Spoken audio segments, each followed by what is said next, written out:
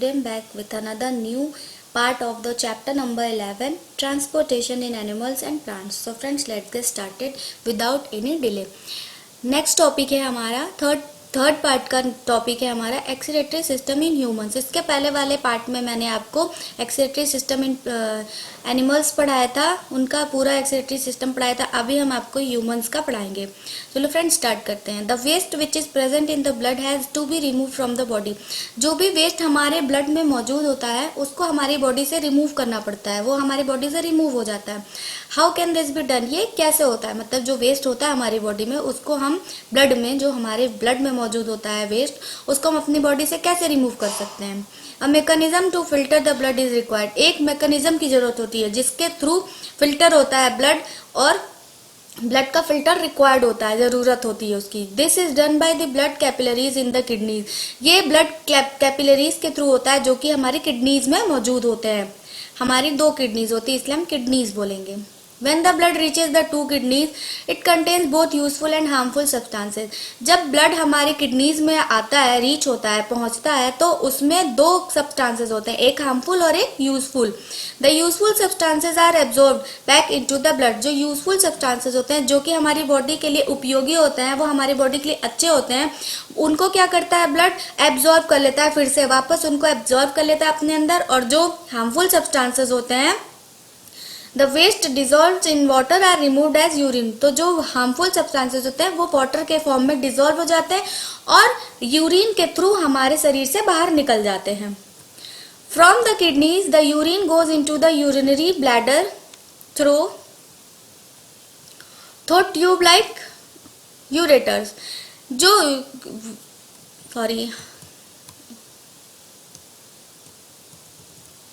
जो यूरिन होता है वो यूरिनरी ब्लैडर से होते हुए कहाँ पे जाता है?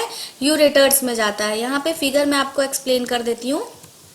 ये है हमारी 2 किडनीज, ये है यूरेटर, और ये है यूरिनरी ब्लैडर, ये यूथ्रा, और ये है यूरिनरी ओपनिंग जहाँ से यूरिन जो है वो पास आउट हो जाता है हमारी बॉडी से। It is stored in the bladder and is passed out through the urinary opening at the end of a muscular tube called urethra. जो स्टोर होता है जाके यूरिनरी ब्लैडर में, और उसके बाद से एक यूरिनरी ओपनिंग के थ्रू चला जाता है, जो कि मस्कुलर ट्यूब होता है, जो कि जिसको हम कहते हैं यूरेथ्रा। वहां से हमारी बॉडी से रिमूव हो जाता है urine. The kidneys, ureters, bladder and urethra form the excretory system. ये सारे कुछ मिल करके एक सिस्टम फॉर्म करते हैं जिसको हम कहते हैं excretory system. An adult human being normally passes about 1 to 1.8 litre of urine in 24 hours. एक एडल्ट यानी कि एक एडल्ट ह्यूमन बीइंग दिन भर में यानी कि 24 घंटे में 1 से लेके 1.8 लीटर यूरिन पास करता है। And the urine consist of, जो यूरिन होता है उसमें 95% वाटर होता है, 2.5% यूरिया होता है, और 2.5% अदर वेस्ट प्रोडक्ट्स होते हैं जो हम यूरिन पास करते हैं उसमें। We have also experience that we sweat out on a hot summer day. हमने ये भी एक्सपीरियंस किया है कि जब बहुत ज़्यादा गर्मी होती है, यानी कि गर्मियों के दिन में हम बहुत ज़्यादा स्वेट आउट करते हैं, मतलब कि हमें बहुत पसीना आता है। The sweat contains water and salt. जो स्वेट होता है उसमें वाटर और सॉल्ट मौजूद होता है। Boojho has seen that sometimes in summer white patches are formed on our cloth. Boojho ने देखा है कि गर्मियों के समय में हमारे शर्ट्स पे या फिर हम जो भी कपड़े पहने होते हैं उन पे व्हाइट पैचेस पड़ जाते हैं। Specially in areas like under arms के नीचे जरूर से व्हाइट पैचेस पड़ते हैं। These marks are left by salts present in the sweat. ये मार्क्स जो पड़ते हैं हमारे कपड़ों पे, ये इसलिए पड़ते हैं क्योंकि हमारा जो पसीना होता है, यानी कि जो हमारा स्वेट होता है, उसमें सॉल्ट मौजूद होता है, नमक, तो खारा होता है और वो दाग छोड़ देता है। Does sweat serve any other function? क्या स्वेट जो है वो कोई और भी फंक्शन सर्व करता है? कोई और भी फंक्शन होता है स्वेट के through? We know that the water kept in an earthen pot, मटका इज कूलर। हम सब जानते हैं कि अगर हम पानी को मिट्टी के मटके में रखेंगे तो वो ठंडा रहता है। This is because the water evaporates from the pores of the pot which causes cooling. जो वाटर होता है वो इवेपोरेट होता है उनके पोर्स के थ्रू, पॉट के पोर्स के थ्रू। उससे क्या होता है कि वाटर ठंडा रहता है, कूल रहता है। Similarly when we sweat it helps to cool our body, इसीलिए जब हम स्वेट करते हैं, जब हमें पसीना होता है तो वो हमारी बॉडी को ठंडा रखता है, ठंडक रखता है। नेक्स्ट है 11.3 transport of substances in plants. In chapter 1 you learn that plants take water and minerals nutrients from the soil through the roots and transport it to the leaves. Chapter 1 में आपने पढ़ा था कि जो प्लांट्स होते हैं वो वाटर और मिनरल न्यूट्रिएंट्स को सॉइल से रूट के थ्रू लेते हैं और उसको ट्रांसपोर्ट करते हैं लीव्स में। The leaves prepare food for the plant, और लीव्स जो है वो खाना बनाती है, भोजन बनाती है प्लांट्स के लिए। Using water and carbon dioxide during photosynthesis, carbon dioxide और वाटर का यूज करके फोटोसिंथेसिस के प्रोसेस के दौरान। You also learned in chapter 10 that food is the source of energy and every cell of an organism gets energy by the breakdown of glucose. आपने chapter 10 में भी पढ़ा था, ये सब कुछ मैं आपको पहले पढ़ा चुकी हूँ। अगर आपको ध्यान नहीं है तो आप प्लीज पीछे जाके मेरे सारे चैप्टर्स को खोल के आप पढ़ सकते हो। चैप्टर 10 में आपने पढ़ा था कि जो फूड है वो सोर्स है एनर्जी का, मतलब अगर हम खाना नहीं खाएंगे तो हमारे पास एनर्जी नहीं होगी। And every cell of an organism gets energy, और जो सेल है ऑर्गेनिज्म के जो भी सेल है, एवरी सेल है, वो एनर्जी कहाँ से उनको मिलता है? जब ग्लूकोज का ब्रेकडाउन होता है, ग्लूकोज के टूटने से एनर्जी मिलती है, एनर्जी बनती है, फिर वही एनर्जी मिलती है। The cells use this energy to carry out vital activities of life, और उसके बाद ये सेल जो है इसी एनर्जी का यूज करके हम अपनी जो भी दिनचर्या होती है, जो भी हम एक्टिविटी करते हैं, वो हम इसी के थ्रू करते हैं। Therefore, food must be made available to every cell of an organism. इसके फूड जो है वो सबको अवेलेबल होना चाहिए, एवरी सेल को अवेलेबल होना चाहिए ऑर्गेनिजम्स के। Have you ever wondered how water and nutrients absorbed by the root are transported to the leaves? कभी आपने सोचा है कि वाटर और न्यूट्रिएंट्स जो एब्जॉर्ब होता है सॉइल के थ्रू, रूट्स के थ्रू सॉइल से, वो कैसे ट्रांसपोर्ट होता है लीव्स में, कैसे पहुंचता है लीव्स तक? क्योंकि रूट तो नीचे होता है, सॉइल में होता है, और लीव्स ऊपर होते हैं, तो वो कैसे पहुंचता है वहां तक? चलिए हम आगे जानते हैं। How is the food prepared by the leaves carried to the parts which can not make food? कैसे जो है फूड की लीव्स जो है वो प्रिपेयर करती है फूड को, प्लांट की लीफ जो है फूड को प्रिपेयर करती है और उस पार्ट तक पहुंचाती है जिस पार्ट तक फूड नहीं, जो पार्ट नहीं बना सकता है फूड, वहां तक कैसे पहुंचाती है? चलिए आगे जानते हैं। Transport of water and minerals. अब हम ट्रांसपोर्ट देखेंगे वाटर और मिनरल्स का कैसे होता है। Plants absorb water and minerals by the roots. Plant जो है वो एब्जॉर्ब करता है वाटर और मिनरल्स को किसके थ्रू? रूट्स के थ्रू, सॉइल में से एब्जॉर्ब करता है। The roots have root hair. जो रूट्स होते हैं उनके रूट हेयर होते हैं। ये देखो, ये है जाइलम वेसल्स और ये है रूट हेयर। यहाँ से धीरे धीरे एब्जॉर्ब होता है, रूट हेयर्स के थ्रू एब्जॉर्ब होता है वाटर और minerals. The root hair increase the surface area of the root for the absorption of water and mineral nutrients dissolve in water. जो रूट हेयर होता है वो इंक्रीज कर देता है सरफेस एरिया को, जो रूट का सरफेस एरिया होता है उसको इंक्रीज कर देता है वाटर के एब्जॉर्प्शन के लिए, वाटर और मिनरल न्यूट्रिएंट्स के एब्जॉर्प्शन के लिए। और उसके बाद क्या होता है? मिनरल न्यूट्रिएंट्स को डिजॉल्व कर देता है वाटर के फॉर्म में और उसके बाद से वो एब्जॉर्ब हो जाता है रूट हेयर के through. The root hair is in contact with the water present between the soil particles. जो रूट हेयर होता है वो उनके कांटेक्ट में होते हैं, जो सॉइल के कांटेक्ट में होते हैं, जिसमें सॉइल के पार्टिकल्स में वाटर होता है, उनके कांटेक्ट में वो आकर के सॉइल से वाटर को एब्जॉर्ब कर लेते हैं root hairs. Can you guess how water moves from the root to the leaves? क्या आपने कभी गेस किया या सोचा है कि वाटर जो है वो कैसे रूट्स के, water moves from the root to the leaves? What kind of transport system is present in plant? कैसा ट्रांसपोर्ट सिस्टम प्रेजेंट होता है प्लांट्स में? चलिए आगे बढ़ते हैं। Well, Bhujo is right. Plants have pipe-like vessels to transport water and nutrients from the soil. Plants के पास एक पाइप के जैसी संरचना होती है, पाइप की जैसी वेसल्स होते हैं जो कि ट्रांसपोर्ट करते हैं वाटर और न्यूट्रिएंट्स को मिट्टी में से। The vessels are made of special cells. और जो वेसल्स होते हैं वो स्पेशल सेल्स के बने होते हैं, फॉर्मिंग द वेस्कुलर टिश्यू, जिनको हम वेस्कुलर टिश्यू कहते हैं। A tissue is a group of cells that perform specialised function in an organism.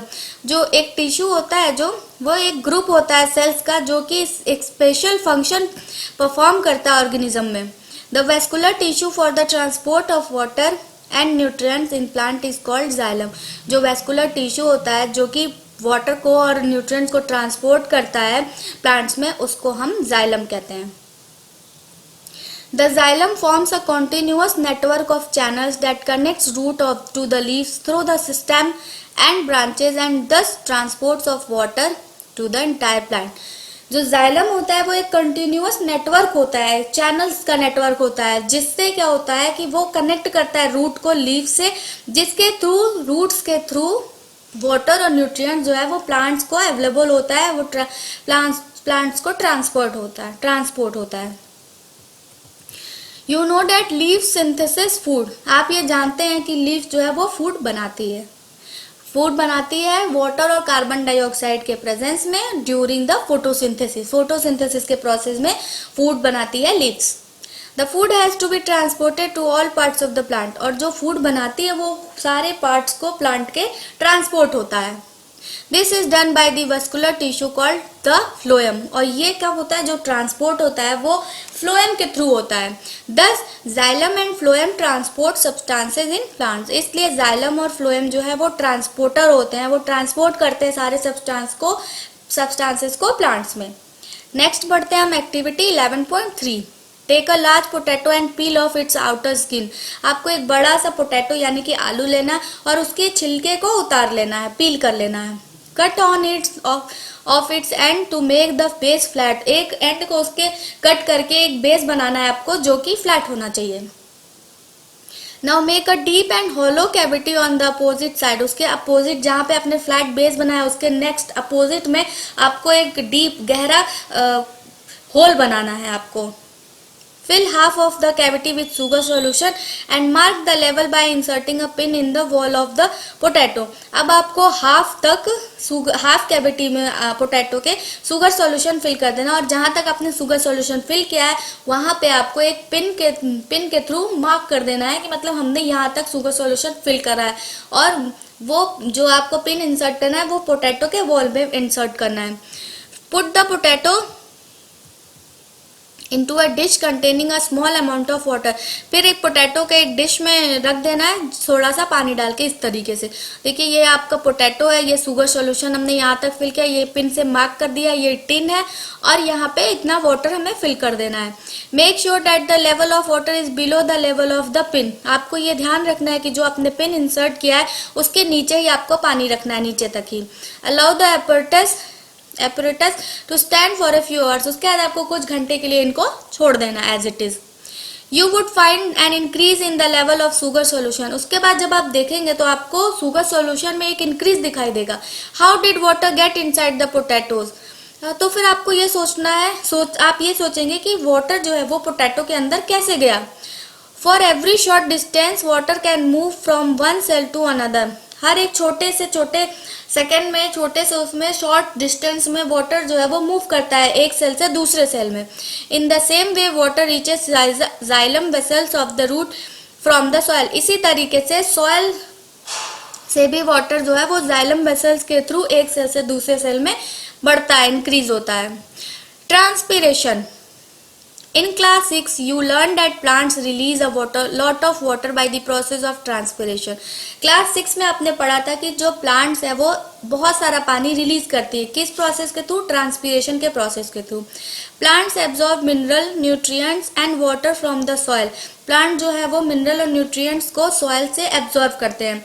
Not all the water absorbed is utilised by the plant. जितना भी वाटर और minerals जो है plants absorb करता है सॉइल से, वो सारा वाटर को यूटिलाइज नहीं करता, मतलब सारे वाटर का वो उपयोग नहीं करता है. The water evaporates through the stomata present on the surface of the leaves. जो वाटर इवेपोरेट्स होता है स्टोमेटा के थ्रू. स्टोमेटा कहाँ मौजूद होता है? लीव्स के सरफेस पे स्टोमेटा होता है, वहां से वाटर इवेपोरेट होता है by the process of transpiration के प्रोसेस के through. The evaporation of water from leaves generates a suction pull, the same that you produce when you suck water through a straw. जो evaporation होता है ना water का, वो leave से जब होता है तो वो एक सक्शन पुल जनरेट करता है. जैसे कि हम कभी पानी पी रहे हो स्ट्रॉ से, तो जब हम उसको शक करते हैं सेम वैसा ही. Which can pull water to great heights in the tall trees. ये ऊंचे ऊंचे पेड़ों पे, लंबे लंबे जो पेड़ होते हैं उन तक भी पहुंचता है और वहां से भी वाटर रिलीज होता है। Transpiration also cools the plant, जब ट्रांसपीरेशन का प्रोसेस होता है तो वाटर जो है वो कूल डाउन होते हैं, उनको ठंडे रहते हैं वो। So friends, chapter number 11 transportation in animals and plants यहाँ पे एंड होता है। ये इसका लास्ट पार्ट यानी कि थर्ड पार्ट है। इसके आगे मैं आपको इस चैप्टर का question and answer video upload करूंगी। सो फ्रेंड्स, प्लीज मेरे चैनल पे बने रहिए और मेरे चैनल पे बिल्कुल भी व्यूज नहीं आ रहे, बिल्कुल भी लाइक्स नहीं आ रहे, प्लीज आप लोग कम से कम एक लाइक कर दो, सब्सक्राइब कर दो। अगर जिन्होंने सब्सक्राइब नहीं किया वो प्लीज सब्सक्राइब भी कर दो। एक लाइक करने में आपका कुछ नहीं जाता है, बस लाइक बटन पर क्लिक कर दो। इससे मुझे